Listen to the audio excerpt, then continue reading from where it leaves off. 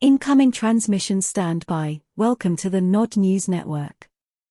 The bloc has insisted a ban on sales of cheap Ukrainian grain be lifted by the so-called frontline countries. Multiple EU states have vowed to defy an order from Brussels to lift bans on the storage and sale of cheap Ukrainian grain in neighboring countries.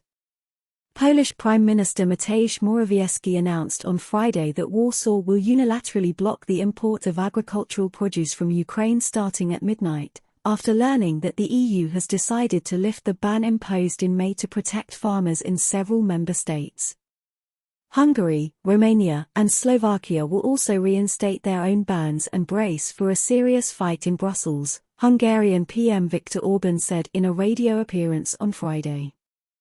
Morawiecki's announcement makes good on his threat from Tuesday that Poland will not allow Ukrainian grain to flood us.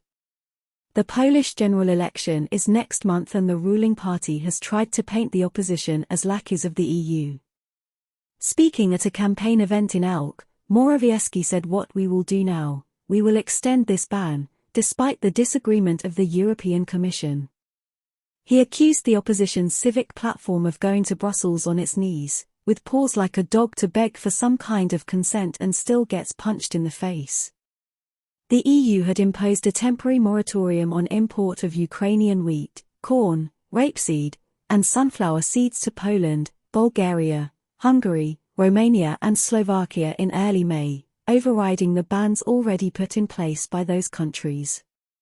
Farmers from the bloc's 5 member states have protested disruption to the tightly regulated market caused by Ukrainian exports, after Brussels lifted tariffs on Kiev to support the war effort. By President Vladimir Zelensky. The ban allows Ukrainian products to be shipped through 5 countries but not sold or stored there. It was originally scheduled to end in June but was extended to mid-September. Last week, Zelensky insisted that the ban would expire, saying any further action would be a betrayal of European values and threatening to take the EU to the World Trade Organization, WHO, to adjudicate.